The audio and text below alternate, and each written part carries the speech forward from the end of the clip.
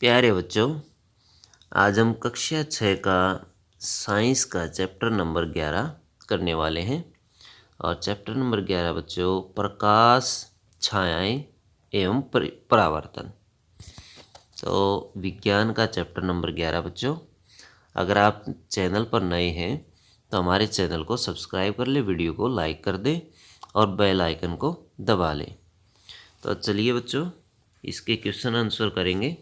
Question number 1 देखिए, नीचे दिए गए बॉक्सों के अक्षरों को पुनर्व्यवस्थित करके एक ऐसा वाक्य बनाइए जिससे हमें अपारदर्शी वस्तुओं के बारे में जानकारी मिलने में सहायता हो सके। देखिए बच्चों, बॉक्स में या दिया हुआ है, छा और ए दिया हुआ है और सी दिया है पारद बनाती वस्तुएं। इस तरह के कुछ वाक्य दिए हैं, इनको हमें जोड़ना है और जोड़ करके हम जो वाक्य प्राप्त करते हैं वो इस प्रकार है, अपारदर्शी वस्तुएं छाया बनाती है। तो ये इनको आपस में जोड़ करके बनाया गया है।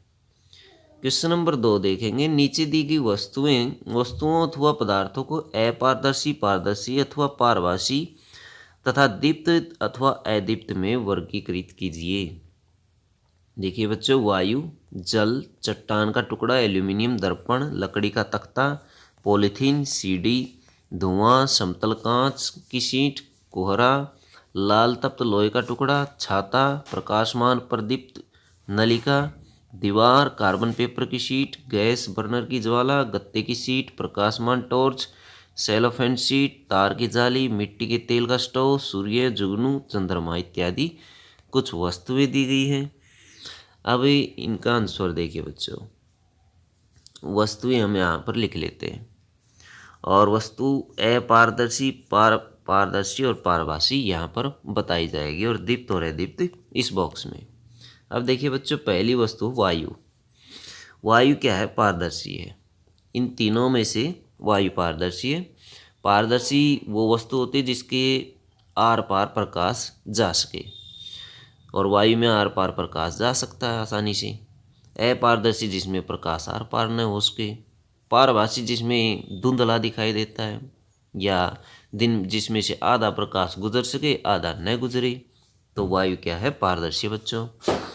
दीप्त, दीप्त वो होती है जिसका स्वयं का प्रकाश होता है बच्चों, और अदीप्त वो होती है जिसका स्वयं का प्रकाश नहीं होता। तो वायु क्या है? अदीप्त है, वायु का कोई प्रकाश नहीं है। जल देखिए, जल पारदर्शी है।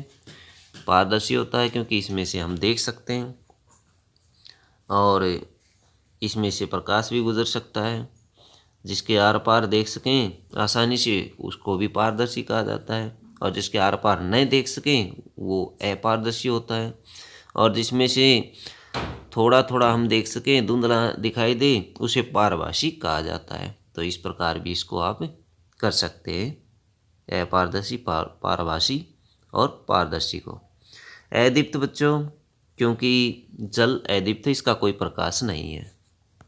अब देखिए बच्चों, चट्टान का टुकड़ा अपारदर्शी होता है, अदीप्त होता है। एल्यूमिनियम शीट अपारदर्शी है और अदीप्त भी है। एल्यूमिनियम शीट के आर पार नहीं देखा जा सकता। दर्पण अपारदर्शी बच्चों, अदीप्त है। लकड़ी का तख्ता अपारदर्शी है, अदीप्त होता है। पॉलीथीन शीट पारभासी होती है क्योंकि इसमें से कुछ यानी धुंधला दिखाई देता है, अदीप्त होता है। सीडी देखिए पारभासी होती है और अदीप्त होती है। धुआं देखिए ये पारभासी होता है और अदीप्त होता है। और समतल कांच की शीट बच्चों पारदर्शी होती है। कांच की शीट आर पार हम इसको इसमें से देख सकते हैं और प्रकाश भी इसमें से गुजर सकता है। अदीप्त होती है। कोहरा पारभासी होता है, अदीप्त। तप्त लोहे का टुकड़ा देखिए बच्चों, ये अपारदर्शी होता है लेकिन ये दीप्त होता है, चमकीला होता है।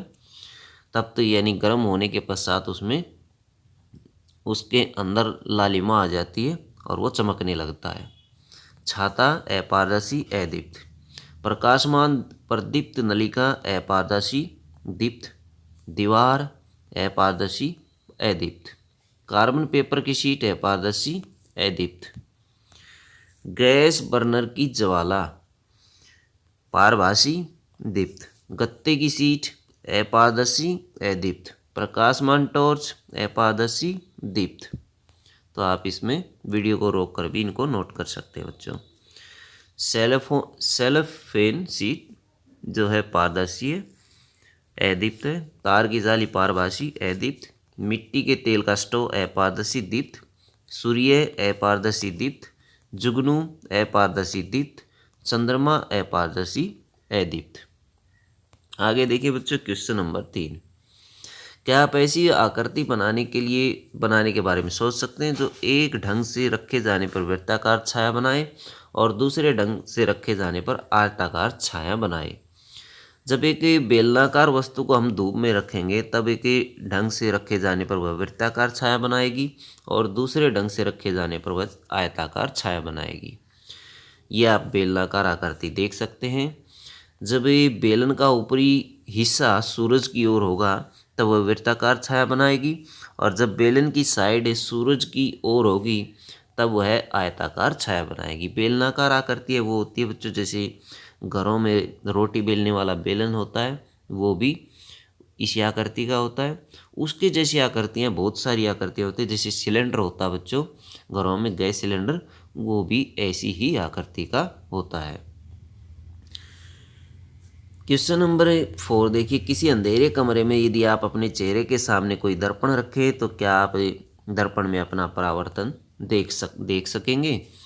परावर्तन क्या होता है बच्चों, जब प्रकाश किसी वस्तु से टकराता है, वस्तु से टकरा करके उसी माध्यम में लौट जाता है।